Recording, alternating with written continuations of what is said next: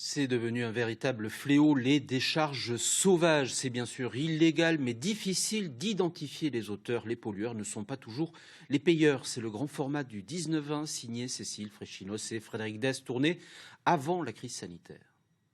Un peu plus loin, là, on nous a signalé une décharge. Et donc, on ne sait pas du tout ce que l'on va trouver. Ils sillonnent les routes du Tarn-et-Garonne à la recherche de dépôts sauvages de déchets. Une activité intense pour ces bénévoles écologistes, car dans leur seul département, ils localisent chaque mois une vingtaine de décharges illégales. Comme vous allez pouvoir le constater, ces pneus ne sont pas très vieux. Au beau milieu d'un bois, voici la dernière trouvaille de Jean-Pierre Duflot. Des centaines de pneus abandonnés en pleine nature. Pour lui, ce scénario ne laisse aucun doute sur l'origine des déchets. Ça, c'est des pneus qui n'ont pas payé les taxes et donc ils se retrouvent là. Pourquoi ils n'ont pas payé les taxes? Parce que c'est des pneus qui viennent de l'étranger ou achetés par Internet ou achetés à des garagistes qui ne respectent pas la législation et qui les stockent et qui trouvent quelqu'un pour s'en débarrasser. En France, depuis 2003, une taxe environnementale est appliquée sur chaque pneu pour financer son recyclage. Une contribution dont certains professionnels préfèrent visiblement s'affranchir. On peut supposer, vu les quantités, que ce n'est pas un particulier, parce qu'un particulier aurait jeté peut-être 2 ou 3 pneus comme on en voit là-bas, ou 2 ou 3 ici comme on en voit là. Et on voit que c'est organisé, donc c'est une structure organisée. Qui les récupère? Qui les récupère où? Chez des garagistes, ça ne peut pas être autrement. Recenser, puis signaler aux autorités ces sources de pollution.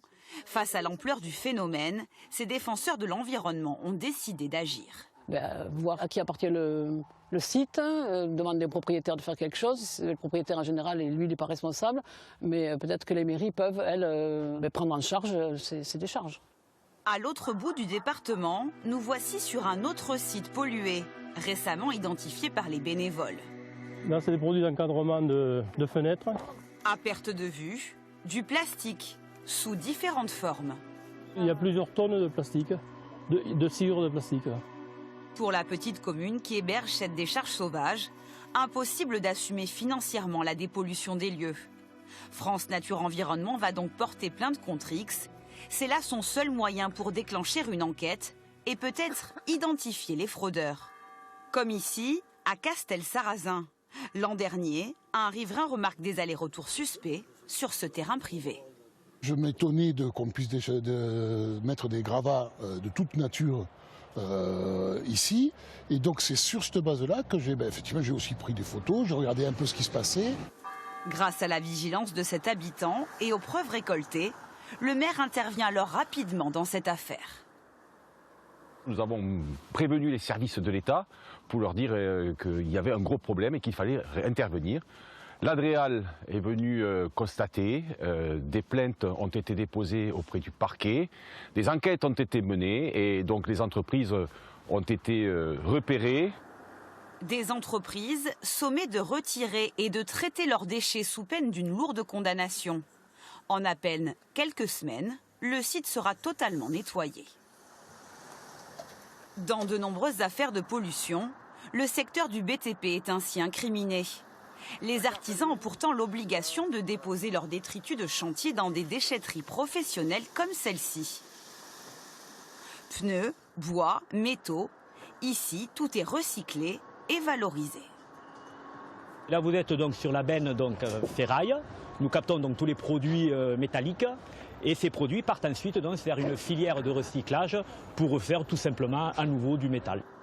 Pour des produits de ferraille, nous mettons un simple prix de 5 €, ce qui permet donc de capter un maximum de ces déchets, puisqu'après, derrière, effectivement, la collectivité récupère une recette.